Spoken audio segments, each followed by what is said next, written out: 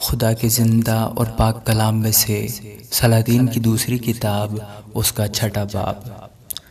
اور انبیاء زادوں نے علیشہ سے کہا، دیکھ، یہ جگہ جہاں ہم تیرے سامنے رہتے ہیں ہمارے لیے تنگ ہے، سو ہم کو ذرا یردن کو جانے دے کہ ہم وہاں سے ایک ایک لکڑی لیں اور وہیں کوئی جگہ بنائیں جہاں ہم رہ سکیں۔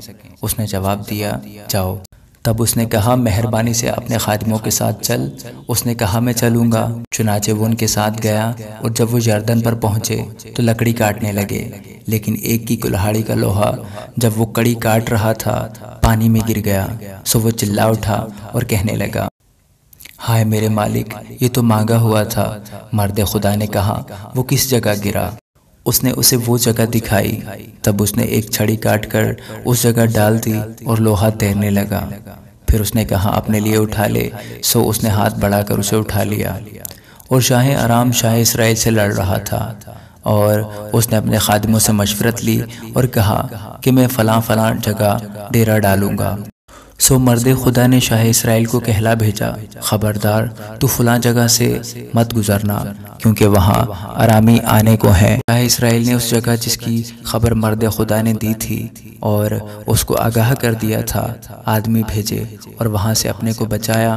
اور یہ فقط ایک یا دو بار ہی نہیں، اس بات کے سبب سے شاہ ارام کا دل نہایت بے چین ہوا، اور اس نے اپنے خادموں کو بلا کر ان سے کہا، کیا تم مجھے نہیں بتاؤ گے کہ ہم میں سے کون شاہ اسرائیل کی طرف ہے؟ تب اس کے خادموں میں سے ایک نے کہا، نہیں اے میرے مالک، اے بادشاہ، بلکہ علیشہ جو اسرائیل میں نبی ہے تیری ان باتوں کو جو تو اپنی خلوت گاہ میں کہتا ہے شاہ اسرائیل کو بتا دیتا ہے۔ تب اس نے کہا، جا کر دیکھو وہ کہاں ہے تاکہ میں اسے پکڑوا منگاؤں۔ اور اسے بتایا گیا کہ وہ 2-3 میں ہے۔ تب اس نے وہاں گھوڑوں اور رتھوں اور ایک بڑے لشکر کو روانہ کیا، سو انہوں نے راتوں رات آ کر اس شہر کو گھیر لیا۔ اور جب اس مرد خدا کا خادم صبح کو اٹھ کر باہر نکلا تو دیکھا کہ ایک لشکر ماں گھوڑوں اور رتھوں کے شہر کے چوگرد ہے۔ سو اس خادم نے جا کر اس سے کہا، ہائے اے میرے مالک، ہم کیا کریں؟ اس نے جواب دیا، خوف نہ کر، کیونکہ ہمارے ساتھ والے ان کے ساتھ والوں سے زیادہ ہیں۔ اور علیشہ نے دعا کی اور کہا، اے خداوند، اس کی آنکھیں کھول دے تاکہ وہ دیکھ سکے۔ تب خداوند نے اس جوان کی آنکھیں کھول دیں، اور اس نے جو نگاہ کی تو دیکھا کہ علیشہ کے گردا گرد کا پہاڑ آتشی گھوڑوں اور رتھوں سے بھرا ہے۔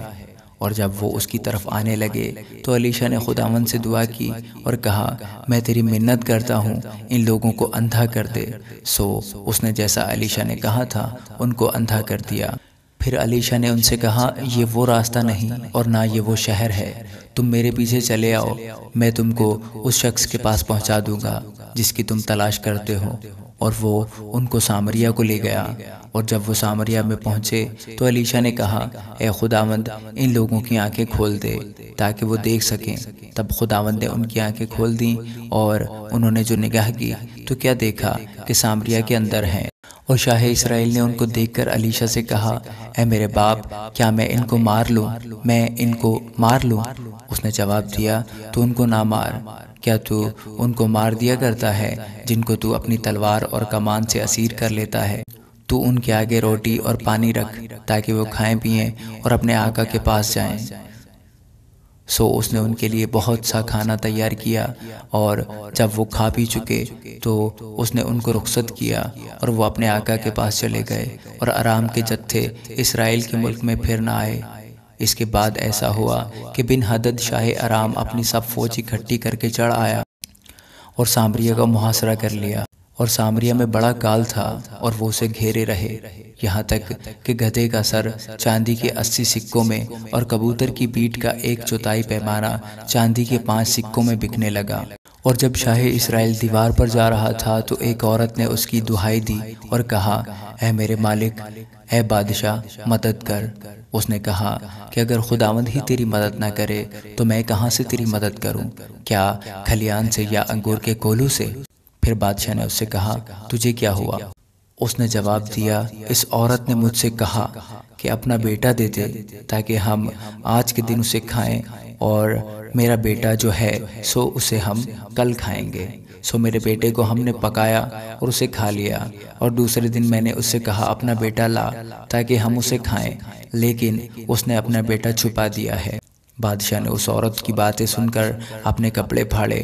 اس وقت وہ دیوار پر چلا جاتا تھا اور لوگوں نے دیکھا کہ اندروار اس کے تن پر ٹاٹ ہے، اور اس نے کہا اگر آج صافت کے بیٹے علیشہ کا سر اس کے تن پر رہ جائے تو خدا مجھ سے ایسا بلکہ اس سے زیادہ کرے۔